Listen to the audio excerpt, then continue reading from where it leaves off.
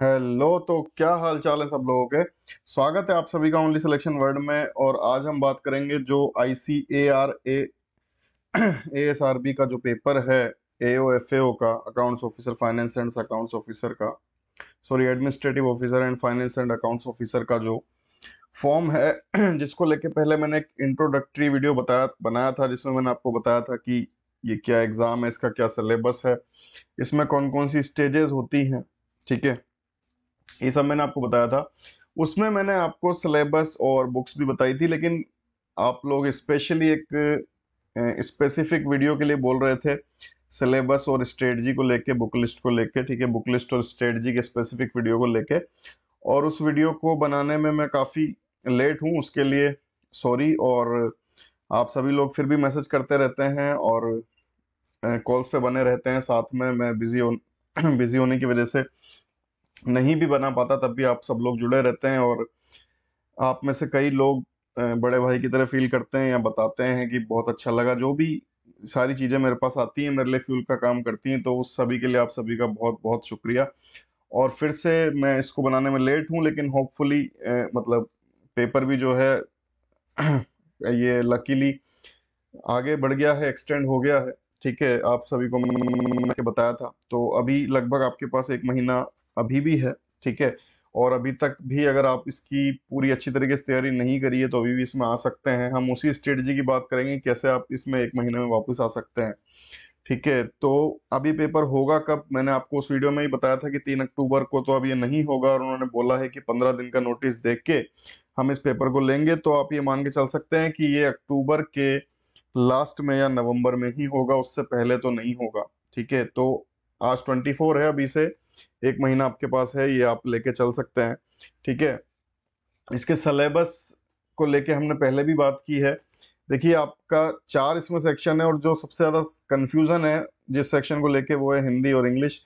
उसकी हम बात करेंगे। ठीक है, सबसे पहले हम स्टेप वाइज चलते हैं। तो सबसे पहला जो सब्जेक्ट है आपका जनरल नॉलेज है। इंग्लिश और हिंदी को छोड़ के जो बाकी तीनों सब्जेक्ट हैं वो आपके बायलिंगुअल आएंगे। ठीक है, पेपर जो है वो सीबीटी रहेगा, कंप्यूटर बेस्ड रहेगा, ना ही आपको टाइप करना है। ठीक है, और ना ही आपको पेन पेपर पे लिखना है, प्योरली ऑब्जेक्टिव पेपर है, मैं पहले ही बता चुका हूँ। ठीक है, तो जनरल नॉलेज के जो 50 क्वेश्चंस रहेंगे वो आपके सारे टॉपिक कवर करेंगे।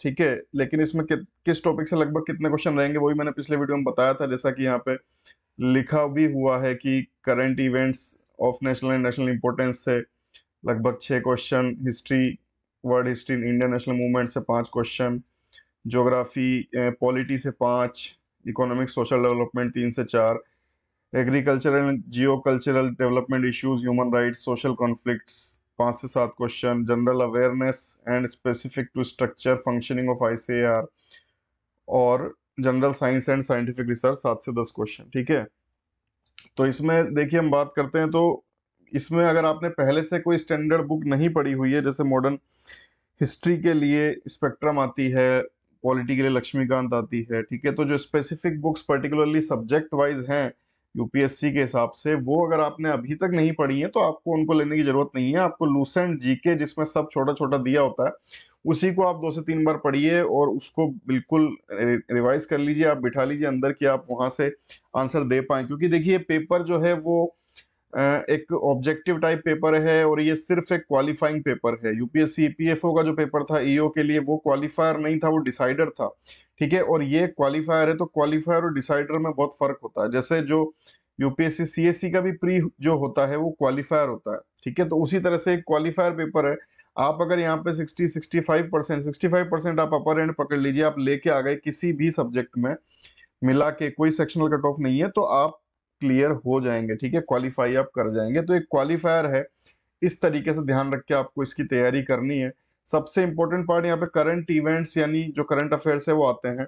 अब इसमें करंट अफेयर्स में क्या आता है, इसमें यूपीएससी के जैसा करंट अफेयर्स बिल्कुल नहीं आएगा। इसमें फैक्ट बेस आएगा। ठीक है, अब यूपीएससी खुद भी यूपीएससी जैसा नहीं पूछ रही है, वो बात अलग है।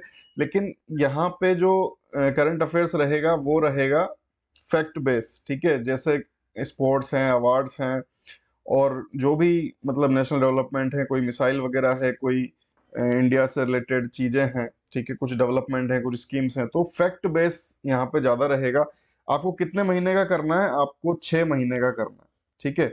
6 मंथ्स का करंट अफेयर्स आपको करना है। अब ये कहाँ से आपको करना है? ये आप किसी भी बुक से कर सकते हैं, जैसे घटना चक्र करके आती है, ठीक है। घटना चक्र आती है स्टेट एग्जाम्स वगैरह के लिए, जिसमें फैक्ट बेस रहता है, ठीक है।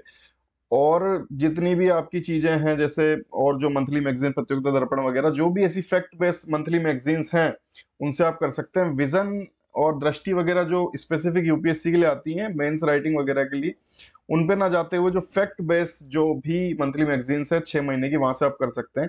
इसके करंट अफेयर्स के लिए आप मुझसे ही बोल रहे हैं, मैं भी इसके इस पर्टिकुलर एग्जाम्स के लिए, करंट अफेयर्स के लिए वीडियो बनाऊंगा। उससे पहले आपको जहां से भी जैसे ही मिल रहा है, आप करंट अफेयर्स 6 महीने के कर सकते हैं, ठीक है। इसके बाद में history of India, Indian national movement और Indian and world geography, Indian polity, economy, ये सब मैं आपसे बोल रहा हूँ कि आपको लूसेंट से करना है, ठीक है। इस टॉपिक्स में से इस ये जो सिलेबस है, इन्होंने बहुत ही डिफाइंड सिलेबस दिया है, इसको बहुत ही स्ट्रिक्टली आप फॉलो कीजिए।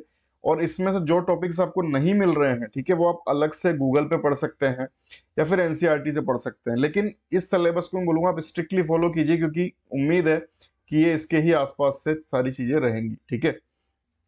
तो जैसे पॉवर्टी है, सस्टेनेबल डेवलपमेंट है, डेमोग्राफिक्स है, अगर ये आपको नहीं मिलते लूसेंट में, तो आप एनसीईआरटी फॉलो कर सकते हैं। इसके बाद agricultural and geo cultural development issues, ये सब करंट अफेयर्स का ही पार्ट है, ठीक है। एग्रीकल्चर बेस हो सकता है, सोशल सेक्टर इनिशिएटिव ये जो लिखा हुआ है, इसका मतलब जो स्कीम्स हैं, ठीक है। इसके अलावा human rights, social conflict, disabilities, यानी जितने भी तरह के फैक्ट बेस्ड करंट अफेयर्स हो सकते हैं, वो आपको करने हैं। इसके बाद है general awareness specific to structure and functioning of ICAR.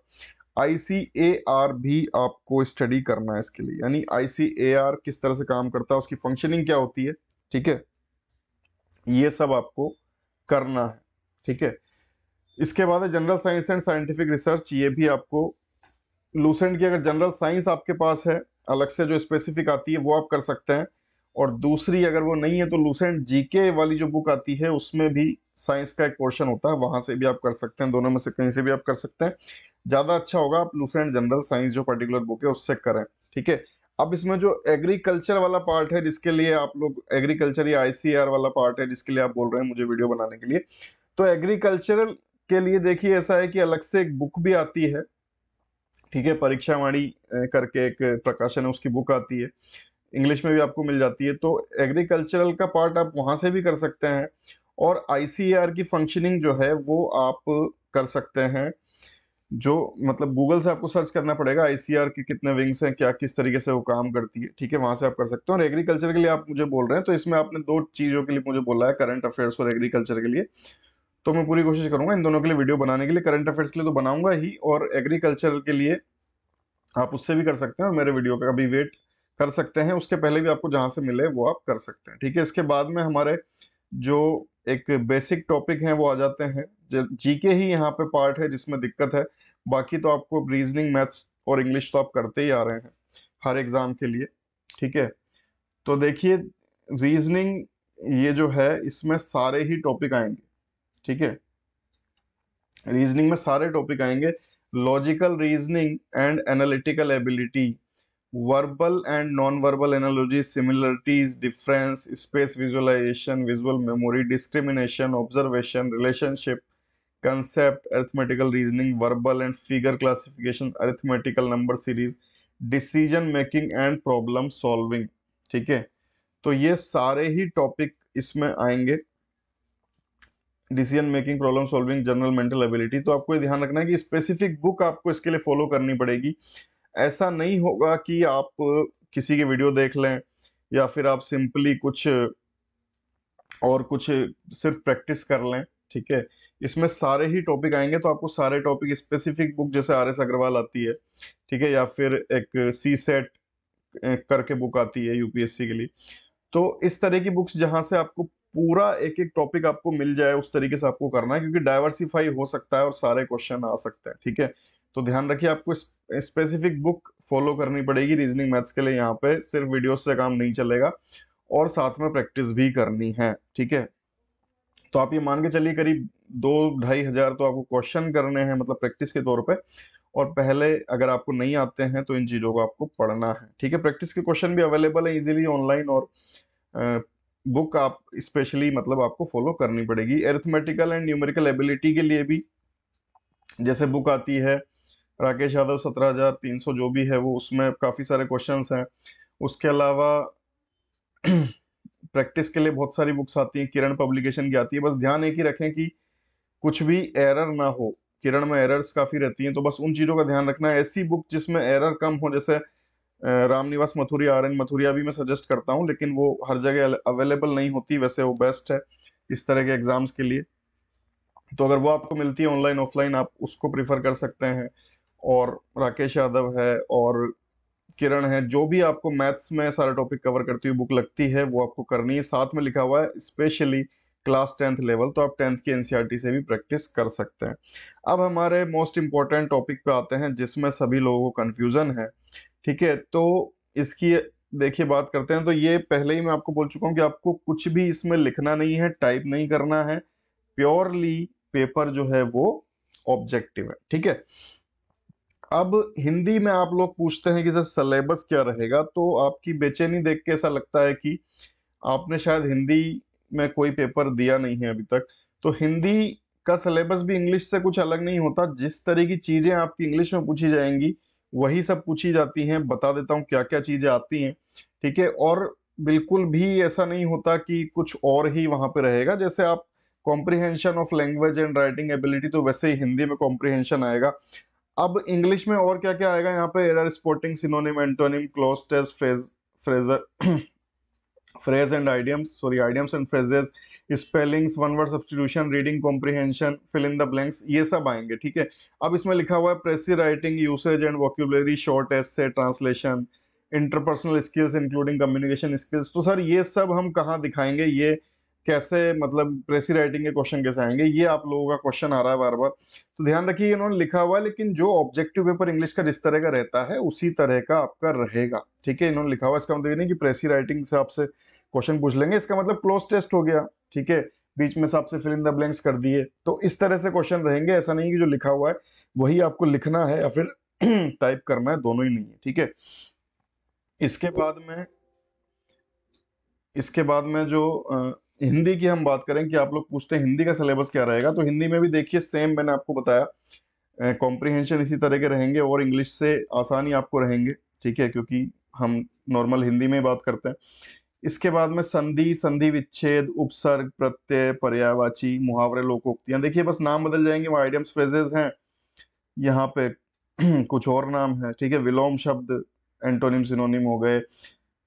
वाक्यांश के लिए एक शब्द वन वर्ड सब्स्टिट्यूशन हो गया, ठीक है। अनेकार्थक, पर्यायवाची, वाक्य शुद्धि, अशुद्धि का कारण, ठीक है। यही सब चीजें सारी मतलब वही फिल इन द ब्लैंक्स में जैसे आपसे गलती निकलवाते हैं या करेक्ट द सेंटेंस, उसी तरीके से, ठीक है।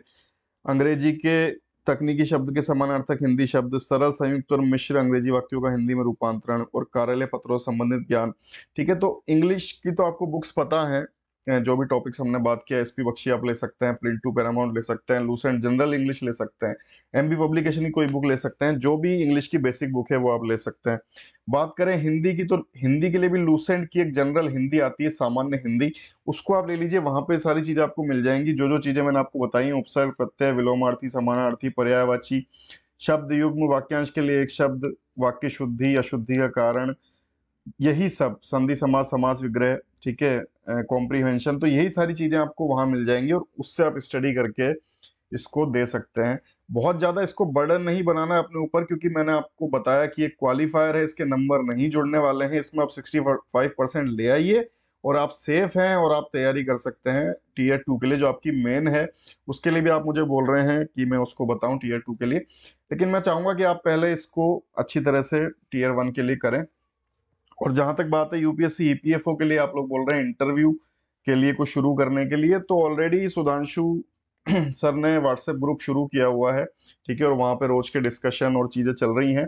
सुधांशु जी ने मुझे भी उसमें ऐड किया है, और आप भी वहां ऐड होके और जो भी मतलब वहां पे टॉपिक्स मिलते हैं आप डेली डिस्कशन कर सकते हैं। इंटरव्यू के लिए आपकी तैयारी आप वहां से शुरू कर सकते हैं, ठीक है। तो वहां मैं भी हूँ, सुधांशु भी हैं, और बहुत सारे जो अच्छे अच्छे नंबर वाले बच्चे हैं, तो आपको एक अच्छा वहां पे साथ मिल जाएगा। ठीक है, तो वहां से आप तैयारी शुरू कर सकते हैं और जब रिजल्ट आएगा तब फिर चैनल पे हम शुरू करेंगे उसके लिए। ठीक है, तो टीयर 1 के लिए आई थिंक मैंने आपको बुक सारी बता दी है, कंफ्यूजन सारे क्लियर कर दिए हैं। फिर भी कुछ हो तो आप मुझे मैसेज कर सकते हैं यहाँ पे कमेंट सेक्शन में और टेलीग्राम पे पर्सनल या ग्रुप में। ठीक है, तो यही सब मुझे आपको बताना था कि अब हम बात कर लें इसकी थोड़ी स्ट्रेटजी की। तो बुक्स मैंने आपको बता दी हैं और 1 महीने का टाइम मैंने आपसे कहा लगभग आपके पास है। तो देखिए, मैथ्स और रीजनिंग तो आपको एक ही बार पढ़नी है, उसके बाद में आपको प्रैक्टिस ही करनी है। ठीक है, करंट अफेयर्स के लिए आप एक बार ध्यान रखिए कि कोई ऐसा वीडियो आपको मिलता है जिसमें 6 महीने का है, या कोई बुक मिलती है कुछ इस तरह की कोई भी चीज मिलती है 6 महीने वाली, तो उसको आप एक बार अभी पढ़ के रख लीजिए और एक बार आप लास्ट में पढ़ के उसको जाइएगा। ठीक है, ताकि वो आपको याद रहे, क्योंकि फैक्ट बेस्ड चीजों में ये होता है कि याद रहने में बहुत दिक्कत आती है। ठीक है, तो करंट अफेयर्स को थोड़ा सा आप संभाल के रखिए, बाकी सारी चीजें आपको लूसेंट से करनी है। ठीक है, एग्रीकल्चर वाला पार्ट बस अलग है, एग्रीकल्चर आईसीआर वाला, बाकी सारी चीजें आपको लूसेंट से करनी है। तो लूसेंट आई होप आपने अभी तक 1 से 2 बार तो पढ़ी होगी किसी ना किसी एग्जाम के लिए, बस उसी को आपको रिवाइज करना है। नहीं पढ़ी है तो कर लीजिए, किया जा सकता है, उसको पढ़ा भी जा सकता है, रिवाइज भी किया जा सकता है बचे हुए टाइम में। ठीक है, मैथ्स और रीजनिंग के लिए आप घंटे डिसाइड कर लीजिए, 2-2 घंटे, 4-4 घंटे, 3 घंटे, जो भी आप दे सकते हैं दिन के आपको देने हैं। रिवीजन ही यहाँ पे इंपॉर्टेंट है। और इंग्लिश हिंदी में से आपने जो भी चुना है उसके लिए आप उस हिसाब से टाइम दे सकते हैं, आपका जितना उसमें एक्सपर्टाइज है या नहीं है। अगर कम एक्सपर्टाइज है, कम आप उसमें दक्ष हैं, तो आप उसको ज्यादा पढ़िए, और कम दक्ष हैं तो मतलब कम दक्ष हैं तो ज्यादा पढ़िए, ज्यादा टैलेंट है आप में तो आप उसको कम पढ़िए। उस हिसाब से डिसाइड करके आपको ये मैनेज करना है। और 1 महीने मेरे हिसाब से मैं आपको कह सकता हूँ कि सफिशिएंट टाइम है जिसमें आप इसको इजीली क्लियर कर सकते हैं। और टीयर 2 की तैयारी साथ में जो भी चीजें हैं वो आप उसको डिसाइसिवली पढ़ोगे, एक्सटेंसिवली पढ़ोगे, तो वही टीयर 2 हो जाएगा। ठीक है, तो इतना कोई डरने की या कोई भी ऐसी कोई दिक्कत नहीं है इस पेपर में। ठीक है, बिल्कुल दिमाग पे ज्यादा प्रेशर करने की जरूरत नहीं है, आराम से आप बचे हुए टाइम में इसको कर सकते हैं। ठीक है, तो चलिए, thank you, good bye, good evening and Jai Hind. लगे रहिए, करते रहिए। जय हिंद।